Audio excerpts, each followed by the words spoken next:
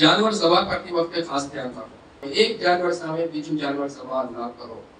એક જાનવર જ્યાં સભા કરેલું છે ત્યાં લાવીને બીજા જાનવરને સભા ન કરો. એના સામે છરી સજાવવાની જરૂર નથી, કેસ કરવાની જરૂર નથી. જાનવરને કાયદેસર તકલીફ થાય છે. જો તમને આ વસ્તુ ન સમજાય ને તો તમે જાનવર કરતા બદતર કરો. હઝરતે અબુ જાફર ફરમાવે છે, એક દિવસ હું બકરી ઝબા કરવા માટે તૈયારી કરી રહ્યો હતો. બકરીને મેં સુવડાવી દીધી.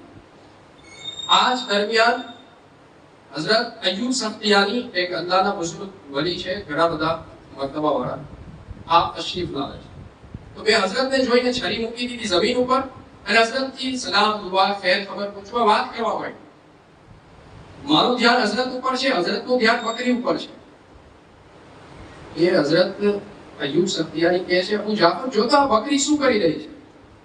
મેં જોયું, બકરી પોતાના પગથી એક જમીનમાં ખાડો ખોદ્યો, છરી જેના બાજુમાં પડી હતી એને ખાડામાં નાખી અને ઢાંકી દીધી.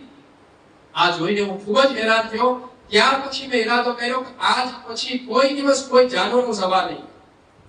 એટલે જાનવરના અંદર સમજ નથી એવું નથી, ઘણી વખત આપણા કરતા વધારે સેન્સ એના હોય. તમે એના સાથે જે પણ કરશો એને ખબર જ છે.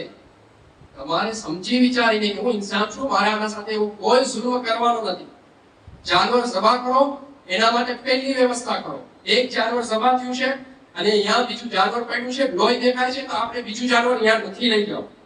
કોઈ ઢાંકવાની વ્યવસ્થા, કોઈ કમ્પ્લીટલી એવી સુવિધા કરવાની જરૂર પડશે. તમને ખબર જ છે ને, જાનવરને સૂંઘવાની તાકાત ઘણી ઊંચી હોય છે, એટલે બધું જ ખબર પડી જાય. છરી વસ્તુ બધીઓ સાઈડમાં રાખો, પહેલા બધી જ વ્યવસ્થા કરો અને જાનવરને ઇજ્જત સાથે, જુલ્મ વગર જવા કરો, તો અલ્લાહ તાલા કબૂલ ફરમાવશે.